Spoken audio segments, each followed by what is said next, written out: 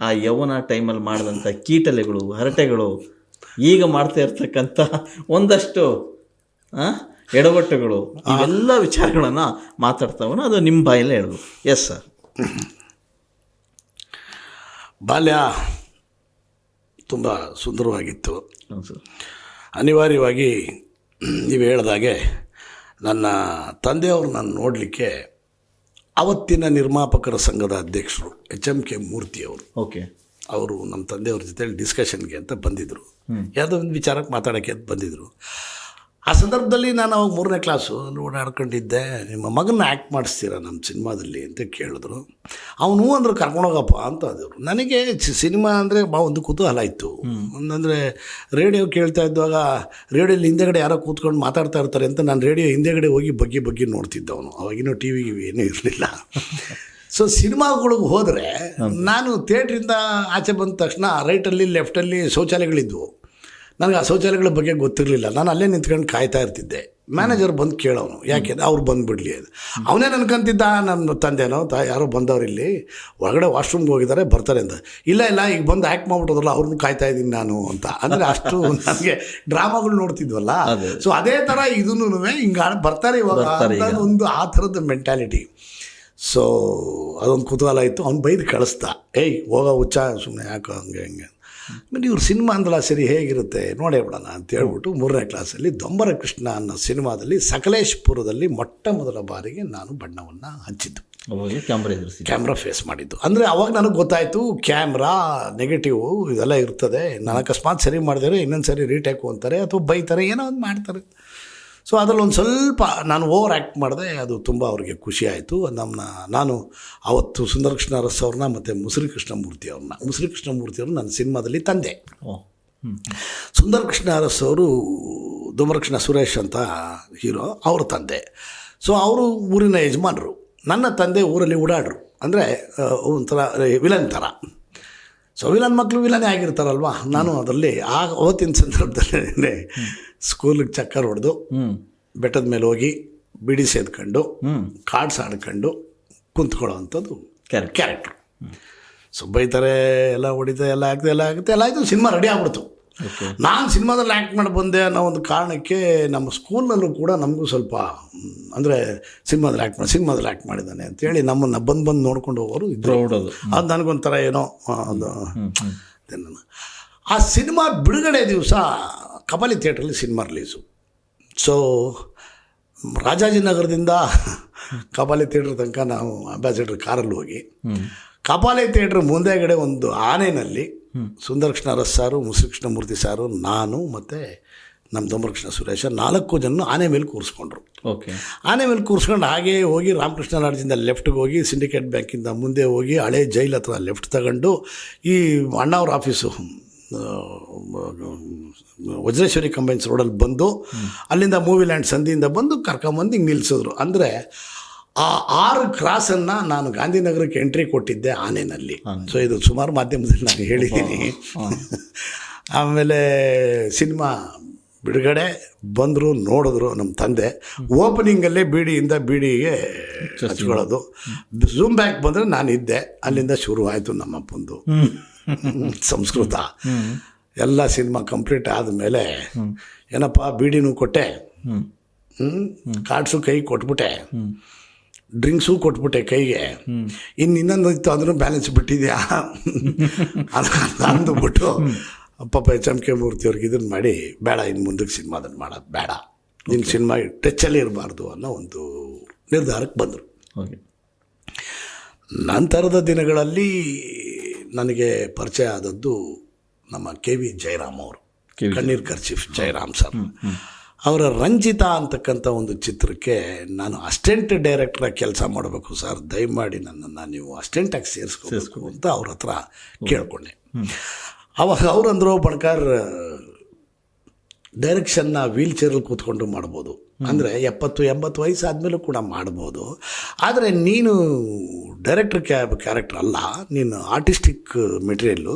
So ನೀನೊಂದು character ಇದೆ ಇದರಲ್ಲಿ, ಶ್ರುತಿ ಅವ್ರ ಬ್ರದರ್ ಕ್ಯಾರೆಕ್ಟ್ರು ಮಾಡು ಅಂದರು. ಬಾಸ್ ಅದೇನೋ ನನಗೆ ಇಲ್ಲ ದಯವಿಟ್ಟು ಬೇಡ. ಅಪ್ಪನ ಬೇರೆ ನೆನಪಾಯ್ತು. ಹ್ಞೂ ಅವ್ರು ಬೇರೆ ಯಾವಾಗೂ ಬೈತಾ ಇರೋರು.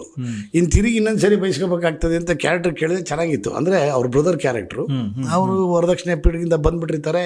ಆವಾಗ ಮನೆಯಲ್ಲಿ ತಮ್ಮನಾಗಿ ನಾನು ಎಲ್ಲ ಅವ್ರ ಜೊತೆಯಲ್ಲಿದ್ದು ಬೆಳವಣಿಗೆಯಲ್ಲಿ ಜೊತೆಯಲ್ಲಿ ಇದ್ದುಕೊಂಡು ದೊಡ್ಡದಾಗಿ ಹೋಗ್ತೀವಿ. ಅದು 100 ಡೇಸ್ ಸಿನಿಮಾ. ರಂಜಿತಾ, ಅಭಿಜಿತ್ತು, ಸ್ತುತಿ ಅವರು. ಸೊ ಅದೊಂದು ಸೂಪರ್ ಡೂಪರ್ ಹಿಟ್ ಅಂತ ಆಯಿತು. ಆವಾಗ ನಮ್ಮ ತಂದೆಯವ್ರಿಗೆ ಸ್ವಲ್ಪ ನಮ್ಮ ಬಗ್ಗೆ ಓಕೆ ಅಂತ.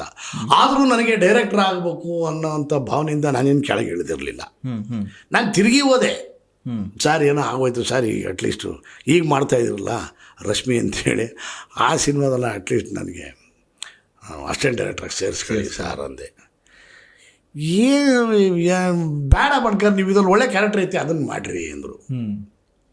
ಸರ್ ಬೇಡ. ಅವಾಗ ಯೋಚನೆ ಮಾಡಿದೆ, ನಾನು ಒಬ್ಬ ಅಸಿಸ್ಟೆಂಟ್ ಡೈರೆಕ್ಟರ್ ಆಗಬೇಕು ಅಂತೇಳಿ ಡೈರೆಕ್ಟರ್ ಹತ್ರ ಹೋದ್ರು ನನಗೆ ಹಿಂಗೆ ಮಾತಾಡ್ತಾರಲ್ವಾ, ನಾನೇ ನಿರ್ಮಾಪಕನಾಗ್ಬಿಟ್ರೆ ಏನಾಗುತ್ತೆ, ಪ್ರಾಬ್ಲಮ್ ಆಗುತ್ತಾ ಅಂಥೇಳಿ ನನ್ನ ಸ್ನೇಹಿತರೊಬ್ಬರು ಸಹಾಯ ತಗೊಂಡು ನಂದು ಅಂತ ಇದ್ದದ್ದನ್ನು ತಗೊಂಡು ಒಂದು ಸಿನಿಮಾ ಪ್ರೊಡ್ಯೂಸ್ ಮಾಡಿದೆ. ಮೊದಲನೇ ಪ್ರೊಡಕ್ಷನ್ ಮಾಂಗಲ್ಯ ಸಾಕ್ಷಿ ಅಂತ.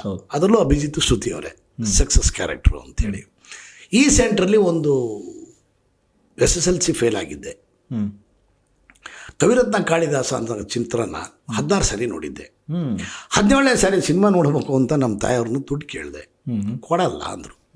ಯಾಕೆ ಫೇಲ್ ಆಗಿ ಮನೇಲಿ ಕುಂತವ್ರನ್ನೆಲ್ಲ ಸಿನಿಮಾ ನೋಡೋದು, 16 ಸರಿ ನೋಡಿದ್ದೆ, 17ನೇ ಸರಿ ಯಾಕೆ ಕೊಡಲ್ಲ ಅಂದರು. ಅಂದರೆ ಅವ್ರು ನನಗೆ ಸ್ಟ್ರಿಕ್ಟ್ ಆಗಿರೋಕ್ಕೋಸ್ಕರ ಹೇಳಿದ್ರು, ಪಾಪ ಇದಕ್ಕಲ್ಲ.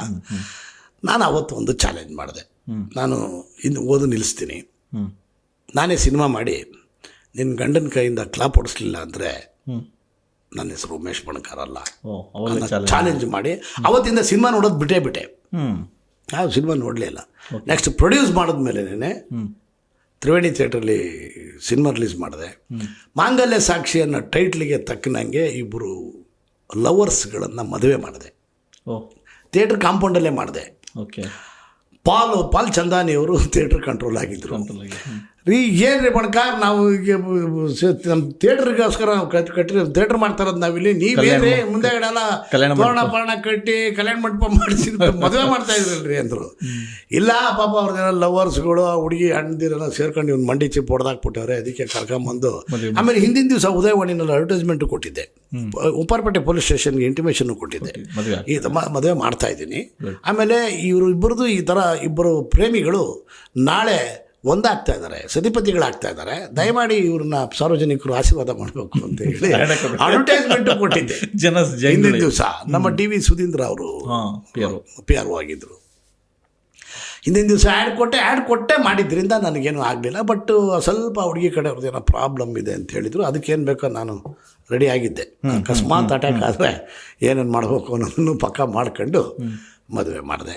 ಆಮೇಲೆ ಕೋಡಿಮಠದ ಸ್ವಾಮಿಗಳು ನಮ್ಮ ತಂದೆಯವ್ರಿಗೆ, ನಮ್ಮ ತಂದೆಯವ್ರಿಗೆ ನನಗೆ ಸಿನಿಮಾಗೆ ತಿರುಗಿ ಬಂದಿದ್ದು ಇಷ್ಟ ಇರಲಿಲ್ಲ, ಪ್ರೊಡ್ಯೂಸ್ ಮಾಡಿದ್ದು. ಆವಾಗ ಕೋಡಿಮಠದ ಸ್ವಾಮಿಗಳು ಹೇಳಿದ್ರು, ಅವರು ತಾಳೆಗರಿನಲ್ಲಿತ್ತು. ನನ್ನ ತಂದೆ 4-5 ಸರಿ ನನ್ನ ಕೋಡಿಮಠಕ್ಕೆ ಕರೆದಿದ್ರು, ನಾನು ಹೋಗಿರಲಿಲ್ಲ.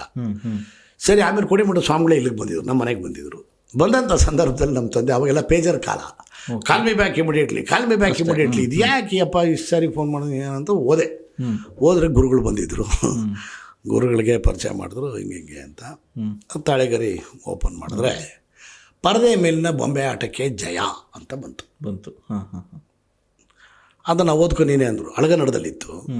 ಓದ್ಕೊಂಡು ನಮ್ಮ ತಂದೆಯವ್ರಿಗೂ ತೋರಿಸಿ, ನಿನ್ನ ಮಗ ನಿನಗೆ ಕೆಟ್ಟ ಹೆಸರು ತರಲ್ಲ, ಅವನ ಕ್ಷೇತ್ರದಲ್ಲಿ, ಅವನ ಸಿನಿಮಾ ಕ್ಷೇತ್ರದಲ್ಲಿ ಅವನದೇ ಆದಂಥ ಒಂದು ಹೆಸರನ್ನ ಮಾಡ್ತಾನೆ, ನಿನ್ನ ಹೆಸರನ್ನ ಉಳಿಸ್ತಾನೆ.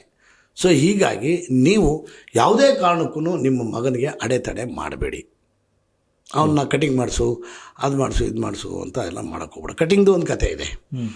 ಕಟಿಂಗ್ ಮಾಡೋಕ್ಕೆ ನಮ್ಮ ತಾಯಾರು ದುಡ್ಡು ಕೊಡಲಿಲ್ಲ, ಅದಕ್ಕೆ ಅಂತೇಳಿ ಫುಲ್ಲು ಬಿಟ್ಬಿಟ್ಟಿದ್ದೆ ಕೂದಲನ್ನ. ಈ ಊರು ನಮ್ಮ ಉತ್ತರ ಕರ್ನಾಟಕದಲ್ಲಿ ಜಾಸ್ತಿ ಕೂದಲು ಬಿಟ್ಟರೆ ಯಾಕೆ ನಾಯಿಕ ಚೈತ ಅಂತ ಕೇಳೋರು. ನಾಯಿಕ ಚೈತ ಅನ್ನೋರು ಹೂ ಅಂತಿದ್ದೆ. ಇನ್ಯಾರು ನಾನು ಕೇಳಿದ್ರೆ ಅವ್ರಿಗೆ ದೇವ್ರಿಗೆ ಬಿಟ್ಟಿದ್ದೀನಿ ಅಂತಿದ್ದೆ. ತುಂಬ ಭಕ್ತಿ ನಿನಗೆ, ಒಳ್ಳೆಯವನು ಅನ್ನೋರು. ಬಟ್ ಕೂದಲು ಬಿಟ್ಟಿದ್ದ ಉದ್ದೇಶ ಕಟಿಂಗ್ ಮಾಡ್ಸೋಕ್ಕೆ ಕಾಸಿರಲಿಲ್ಲ. ನಾನು ನಿನ್ನನ್ನು ಕೇಳಲ್ಲ, ನಾನು ಸಂಪಾದನೆ ಮಾಡಿ ಕಟಿಂಗ್ ಮಾಡ್ತೀನಿ ಅಂತ ಹೇಳಿದ್ನಲ್ಲ, ಸೊ ಹಿಂಗಾಗಿ ಸಂಪಾದನೆ ಮಾಡೋ ತನಕ ಕಟಿಂಗ್ ಮಾಡಿಸೋದು ಬೇಡ ಅಂತೇಳಿ ಎತ್ತಿ ತೆಗೆದು ಇಲ್ಲಿವರೆಗೂ ಇದು ಮಾಡಿಕೊಂಡು ಕೇಳಿದವ್ರಿಗೆ ಅದೇ ದೇವರು ದಿಂಡ್ರು ಅಂದ್ಕೊಂಡು ಸಂಪಾದನೆ ಮಾಡಾದ್ಮೇಲೆ ಕಟಿಂಗ್ ಮಾಡಿಸಿ. ಅದು ಅವಾಗ ಜಾಸ್ತಿ ಇತ್ತಲ್ಲ ಕೂದಲು, ಸೊ ಅದನ್ನ ಸ್ವಲ್ಪ ಕಟಿಂಗ್ ಮಾಡಿಸಿ. ಅದು ಅವಾಗಿಂದ ರೂಢಿ ಆಗ್ಬಿಡ್ತು, ಹಾಗೆ ಕಂಟಿನ್ಯೂ ಕಂಟಿನ್ಯೂ ಆಗ್ಬಿಡ್ತು. ಆಮೇಲೆ ಗಾಂಧಿನಗರದಲ್ಲೆಲ್ಲ ಏನು ಗುರು ಉಪೇಂದ್ರನ್ ಥರ ಬಿಟ್ಟಿದ್ಯಾ ಅಂದ್ಬಿಟ್ರು. ಬಿಟ್ಟವ್ನು ನಾನು ಮೊದಲು, ಆಮೇಲೆ ಹಿಂಗೆ ಹಂಗಂತೀರ ಅಂತೇಳಿ ಕಟಿಂಗ್ ಮಾಡಿಸ್ಬಿಟ್ಟೆ. ಅಂದರೆ ಒಂದು ಲೆವೆಲ್ಗೆ ಅವರಷ್ಟೆಲ್ಲ ಕಡಿಮೆ ಮಾಡ್ಕೊಂಡೆ.